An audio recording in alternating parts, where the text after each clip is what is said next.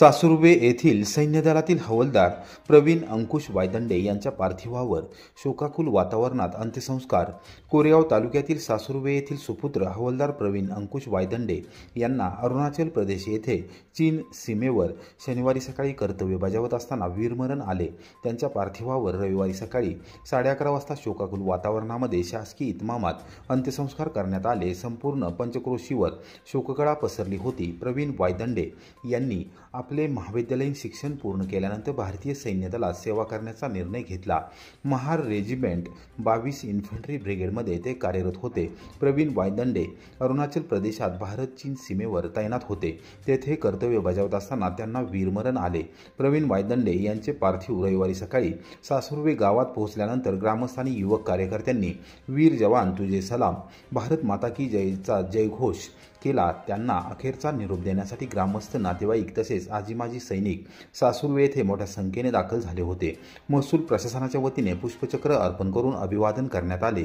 Police दलाच्या वतीने बंदुकीच्या फेऱ्या हवेत झाडत मानवंदना देण्यात आली। त्यानंतर त्यांच्यावर शोकाकुल वातावरणात अंत्यसंस्कार करण्यात आले। सातारा ते पुणे हिंजवडी IT पार्क मार्गावर एसटीची ई-शिवाई बस सेवा सोमवारपासून होणार सुरू। विभाग नियंत्रक विकास माने यांची माहिती। महाराष्ट्र राज्य मार्ग परिवहन महामंडळाच्या सातारा विभागाने पुण्यातील हिंजवडी IT पार्क फेज 3 ते सातारा मार्गावर सोमवार दिनांक 18 ऑगस्टपासून ई-शिवाई बस सेवा सुरू करण्याचा महत्त्वपूर्ण निर्णय घेतला आहे। त्यामुळे हिंजवडी आणि परिसरात राहणाऱ्या नागरिकांसह IT कर्मचाऱ्यांना या मार्गावरील प्रवास सुलभ होणार आहे। पुणे, पिंपरी चिंचवड, वाकड, हिंजवडी आणि परिसरात सातारा जिल्ह्यातील नागरिक मोठ्या संख्येने IT उद्योगामुळे आणि नोकऱ्यांमुळे स्थायिक झाले आहेत। यातील बरेच कामगारांनी ITNs सुट्टी दिवशी साताऱ्याकडे येतात, पण येथून सातारा येथे जाण्यासाठी थेट ST बस सेवा नसल्यामुळे प्रवाशांना वाकड, स्वारगेट किंवा पुणे स्टेशन येथे यावे लागते। त्यातही गर्दीच्या हंगामात गैरसोय होते। दरम्यान हिंजवडी IT पार्क ते सातारा बस सेवा सुरू करावी अशी मागणी हिंजवडी इंडस्ट्री असोसिएशनच्या कडून गेल्या काही दिवसांपासून केली जात होती। या मागणीला ST महामंडळाकडून सकारात्मक प्रतिसाद दिला आहे। या बससाठी आरक्षण सुरू करण्यात आले आहे अशी माहिती विभाग नियंत्रक विकास माने यांनी रविवारी दुपारी 12:30 वाजता दिली। माने यांनी या बस सेवेचे वेळापत्रक जाहीर केले आहे।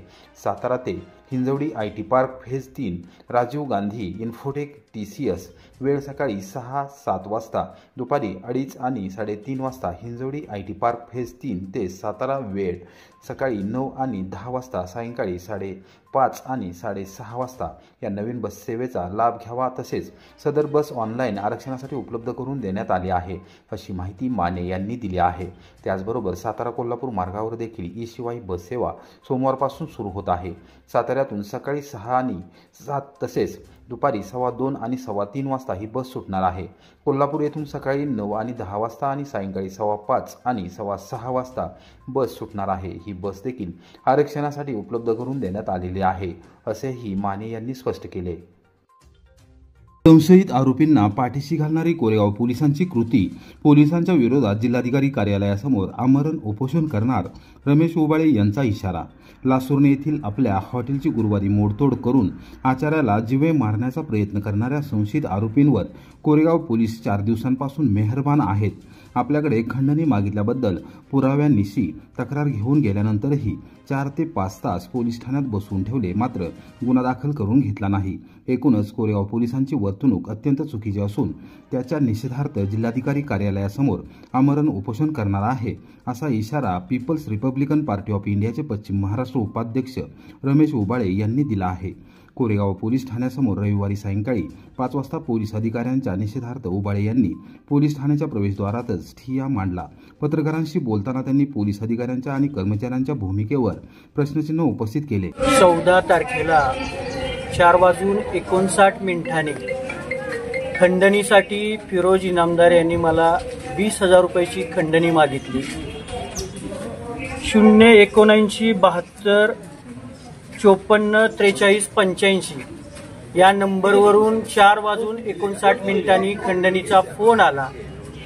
4 वाजण्याच्या दरम्यान माझ्या हॉटेलचे आचारी कैलास कांबे यांना हॉटेलमध्ये घुसून मारहाण करण्यात आली। सदरच्या या गुन्ह्यामध्ये पोलिसांनी कोणत्याही प्रकारची कारवाई केलेली नाही। क्राईम स्पॉटवरील गाडी पोलीस अधिकाऱ्यांनी ताब्यात घेतली नाही. क्राईम स्पॉटवरती 2 तरुण तिथं आले होते, त्यांच्यावरती कारवाई केली नाही. तसेच 8 ते 10 युवकांनी तिथं काठ्या कुऱ्हाडी हातात दांडकी घेऊन दहशत माजवण्याचा प्रयत्न केला. त्याच्या विरोधात पोलिसांनी काही कारवाई केली नाही. तसेच सदरच्या विषयात मला जो फोन आला त्या संदर्भात आज मी त्यांना म्हटलं की तुम्ही FIR नोंदवून घ्या. तर FIR नोंदवण्यास त्यांनी पूर्ण मनाई केली. मला तर एकंदरीत हा सगळाच विषय मोठा गंभीर वाटतोय. यात काय आर्थिक देवाणघेवाण झाली म्हणून माझ्यावरती झालेला जो अन्याय, माझ्या आचार्याला जी मारहाण झाली, ते प्रकरण कुठेतरी दाबण्याचा प्रयत्न पोलीस प्रशासन करत आहे. या ठिकाणी कोणताही अधिकारी आज रविवारी इथं हजर नाहीये. जे हजर आहेत त्यांना कारवाई काय करायची याची माहिती नाही. अशा परिस्थितीत कोरेगाव तालुका पोलीस स्टेशन उघड्यावरती सोडून इथले PI साहेब, API साहेब आज इथं ड्युटीवरती नाहीयेत आणि माझ्या या केसची दखल घेण्यासाठी प्रशासनाला वेळ नाहीये. जर आमच्यासारख्या राजकीय नेत्यांची ही परिस्थिती आहे तर सर्वसामान्य माणूस हा इथं चपल्या झिजवून मरल. आता एक माझ्यासमोर एक भगिनी तिकडे पलीकडे आहे, तिने सकाळी येऊन इथं NC नोंद केली आणि आता तिच्या घरात घुसून आरोपींनी मारहाण केली. जर हा असला यांचा कायदा आणि न्याय व्यवस्था असेल तर सर्वसामान्यांच्यासाठी वाली कोण आहे? मी आता आमरण उपोषण तर करणार आहे. इथं नाही भेटलं तर न्याय व्यवस्था आहे, न्याय व्यवस्थेकडे जाईन, मुख्यमंत्र्यांकडे जाईन, गृह खाते त्यांच्याकडे आहे. हे सगळे असली जे काय अधिकारी भरलेत त्यांना पहिलं निलंबित करा. मागणी करेन त्यांची निलंबनाची. 3 तास मला बसवून ठेवलंय. जेवलाय, उपाशी मरतोय, काय करतोय यांना घेणं देणं नाही. जीवन आलंय डबे खाऊन. 4-4 तास मला 5 दिवस झाले हे बसवून ठेवतात पोलीस स्टेशनला. पळशी येथील दरोड्यात चोरून नेलेले सोन्याचे दागिने कोरेगाव पोलिसांनी फिर्यादीला केले परत. पळशी तालुका कोरेगाव येथे दिनांक 13 जुलै 2023 रोजीच्या पहाटे पडलेल्या दरोड्यामध्ये कांताबाई शंकर शिंदे या वयोवृद्ध महिलेच्या घरातून सोन्याचे दागिने चोरून नेण्यात आले होते. सातारच्या स्थानिक गुन्हे शाखेने या गुन्ह्यातील आरोपी अटक केले असून त्यांच्याकडून दरोड्यातील मुद्देमाल जप्त केला आहे. कोरेगाव पोलिसांनी शनिवारी सायंकाळी 6:30 वाजता संबंधित फिर्यादी यांच्या कुटुंबातील सदस्यांकडे सोन्याचे दागिने सुपूर्द केले. पळशी येथील इनामदार वस्ती परिसरात कांताबाई शंकर शिंदे या 65 वर्षीय महिला वास्तव्यास आहेत.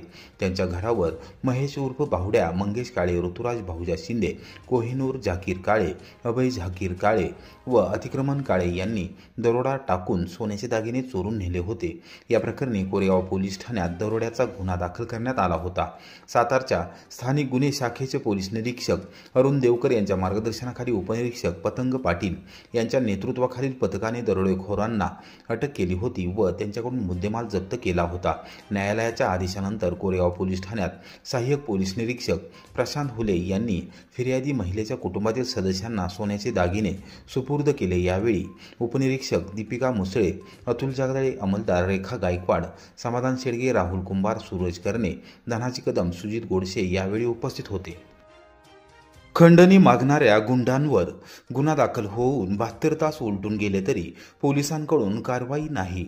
फलटणच्या केबी कंपनीच्या कर्मचाऱ्यांनी पोलीस अधिकाऱ्यांना सादर केले निवेदन.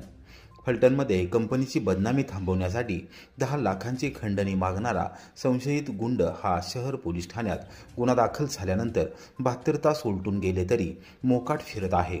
त्याच्यावर तात्काळ कारवाई करावी अशी मागणी केबी कंपनीच्या अधिकारी व कर्मचाऱ्यांच्या वतीने रविवारी दुपारी 12:30 वाजता करण्यात आली आहे. शहर पोलीस ठाण्यातील अधिकाऱ्यांना याबाबत निवेदन देण्यात आले. केबी कंपनीचे अधिकारी संदीप शिंदे यांच्या तक्रारीवरून संशयित आरोपी विरोधात खंडणी आणि धमकी दिल्याप्रकरणी भारतीय न्याय संहितेच्या विविध कलमांनुसार फलटण शहर पोलीस ठाण्यात यापूर्वीच गुन्हा दाखल करण्यात आला असून पोलीस निरीक्षक हेमंत कुमार शहा तपास करत आहेत. केबी कंपनी ही फलटणसारख्या ग्रामीण भागात कार्यरत असून देशभरातील नामांकित शास्त्रज्ञ तेथे काम करत आहेत. मोठ्या प्रमाणावर रोजगार निर्मिती करणाऱ्या या कंपनीला गावगुंड त्रास देत असून पोलीस ठाण्यात गुन्हा दाखल झालेल्या गोष्टीला 72 तास उलटून गेले आणि पंचनामा झालेल्या गोष्टीला 36 तास उलटून गेले तरी कारवाई करण्यात आली नाही. पोलीस अधिकाऱ्यांना विचारले तर ते तुम्हाला का सांगू असे उत्तर देत आहेत. एकूणच फलटण पोलीस या विषयात गांभीर्य दाखवत नाही, त्यामुळे कंपनीतील अधिकारी व कर्मचारी यांच्यामध्ये असुरक्षिततेचे वातावरण निर्माण झाले आहे, असा आरोप करत कंपनीतील अधिकारी व कर्मचाऱ्यांनी पोलीस अधिकाऱ्यांना निवेदन सादर केले आणि गावगुंडांवर कारवाईची मागणी केली आहे. 15 ऑगस्ट दिवशी केबी सारख्या नामांकित कंपनीला आमच्या एका नामांकित गुंडाने खंडणी मागण्याचा प्रकार केला व सोशल मीडियावरती बऱ्याचशा उलटसुलट आणि चुकीच्या गोष्टी पोस्ट करून कंपनीला बंदच पाडतो, कंपनीला दाखवतोच मी काय कशी माझं जे काय मला पाहिजे त्यांच्याकडनं कसं मिळत नाही ते बघतो आणि त्यांना मी धारेवर धरून त्यांच्याकडनं सगळ्या गोष्टी उकळतो. अशा प्रकारच्या चुकीच्या घटना ह्या फलटण शहरासारख्या ठिकाणी घडतायत. त्याच्या विरोधात आम्ही सगळे पुरावे पोलीस स्टेशनला शहर पोलीस स्टेशनमध्ये जमा केलेले आहेत. त्याचबरोबर त्या गोष्टीचा पंचनामाही झालेला आहे. कंप्लेंट करून 72 तास, पंचनामा होऊन 36 तास 48 तास झालेले आहेत. तरी देखील पोलीस प्रशासनाकडनं त्या गुंडावरती कसलीही कारवाई झालेली नाही आणि ही खूप मोठी हार आहे प्रशासनाची. कारण की जर तुम्ही बघाला तर केबी सारख्या कंपनीमध्ये आज 2000+ एम्प्लॉई काम करतात. तिथं कुठल्याही जातीचे किंवा कुठल्याही धर्माची लोक काम नाहीत करत. सर्व धर्म समभाव ह्या तत्वावरती चालणारी KB export international private limited company, त्या कंपनीमध्ये तुम्ही बघायला गेलात तर भारतातूनच नाही तर देशभरातून 100च्या वर सायंटिस्ट ह्या फलटण सारख्या रुरल एरियामध्ये लोकेटेड झालेले आहेत. बरं, त्या लोकांना आज त्यांच्या चेहऱ्यावरती प्रश्नचिन्ह उभा राहिला आहे. जर एवढ्या मोठ्या कंपनीला असं होत असेल तर आमची सिक्युरिटी खरंच फलटणमध्ये आहे का आणि आम्ही ह्या फलटण सारख्या ठिकाणी केबी सारख्या ठिकाणी काम करावं का. म्हटलं विचारलं असतं की या गुन्हेगारावर तुम्ही कारवाई कधी करणार, अटक कधी करणार, तर त्यांच्याकडून असं उत्तर येत आहे की आम्ही ते आता तुम्हाला काही सांगू शकत नाही. तर हा कुठला प्रकार आहे शासनाचा? तर या गुंडावर लवकरात लवकर कारवाई व्हावी ही विनंती आहे.